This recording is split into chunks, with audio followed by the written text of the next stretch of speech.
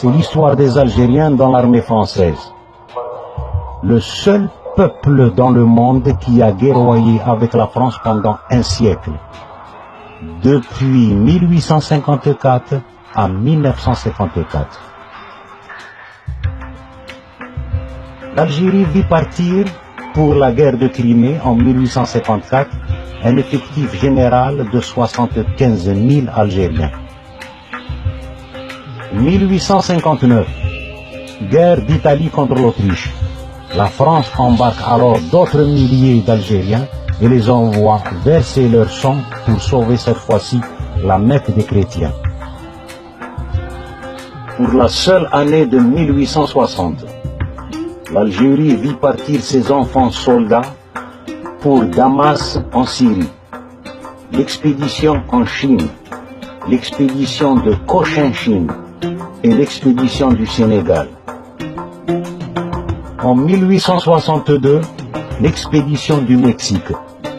L'Algérie vit partir 30 000 Algériens pour créer un empire au profit de l'archiduc Maximilien et son épouse Charlotte. La guerre de 1870-1871. Dans les graves circonstances, le gouvernement français songe aux enfants algériens qui sont appelés à rendre de grands services à la France pendant la campagne du Rhin.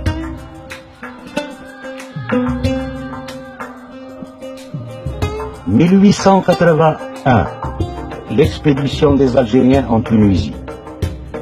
L'expédition des Algériens au Dahomey, 1892. L'expédition des Algériens à Madagascar, 1895. L'expédition des Algériens au Soudan, 1898.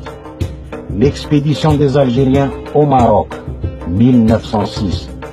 Et deuxième expédition des Algériens en Chine, en juin 1900. Première guerre mondiale, 14-18. Tant qu'il y aura des Algériens, il y aura des soldats. L'Algérie vit partir 170 000 soldats. Comme leurs ancêtres et leurs pères, beaucoup ne reviendront pas.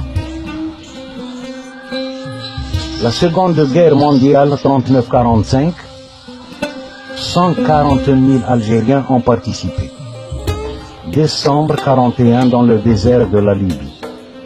42-43, la libération de la Tunisie. Décembre 1943, Monte Cassino en Italie. La libération de la Corse en 1943. La libération de l'île d'Elbe en juin 1944. Marseille, août 1944.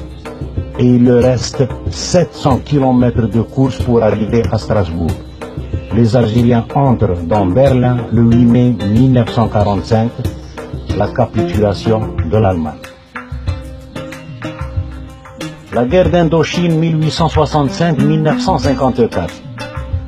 Voilà 89 ans depuis l'expédition française en Cochinchine en 1865 que l'Algérie ne cesse de fournir des combattants pour la guerre d'Indochine.